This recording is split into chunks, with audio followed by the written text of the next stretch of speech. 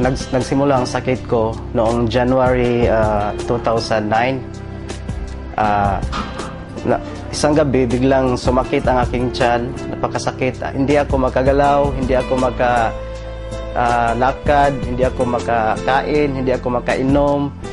So hirap talaga ako, napakasakit, parang kinurot yung bituka ko.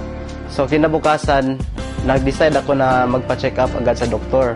So pagdating ko sa doktor, sabi niya sa akin, kailangan ko raw na mag-ultrasound. So binigyan niya lang ako ng pain reliever. Kaso lalong sumakit, lalong sumakit yung tiyan ko. So kinabukasan, nagpa-ultrasound ako kaagad.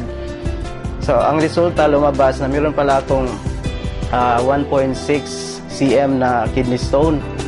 Pagkatapos noon, binigay ko ang resulta sa doktor. Binalik ko ang resulta. Sabi ng doktor, kailangan ko daw na magpa-opera.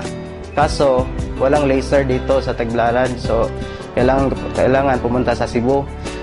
Wala ko sa kondisyon, so napakahirap, napakasakit talaga. So naalala ko yung kapatid ko na meron siyang ini-endorse na produkto. So tinawagan ko siya. Pagkatapos noon, dumating siya, nakita kami. So binigay niya sa akin yung C24/7. So sabi niya sa akin, subukan mo lang yan.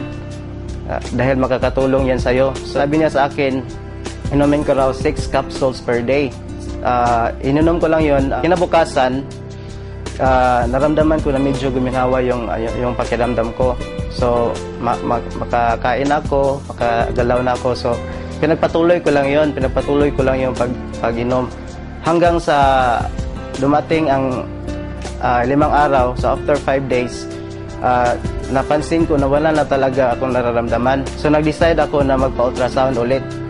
So pagkalabas ng resulta, nagulat na ako, na-shock na ako na nawala na pala yung kidney stone. So sabi sa akin ng doktor, anong ginawa mo? Sinabi ko sa niya na C24/7 lang to. Pagkatapos umuwi na ako sa amin, napakasaya ko. Na-save ko yung pera ko para opera. So hindi na ako na-operahan. Tapos bumuti yung kondisyon ko. Napakalakas ko, bumalik yung lakas ko, napakasigla ko. So nawala lahat. So laking pasalamat ko unang-una sa AIM Global, dahil kung walang AIM Global, walang C24/7. At sa aking kapatid rin, dahil kung wala siya, hindi ako gagaling, hindi ko masubukan yung produkto.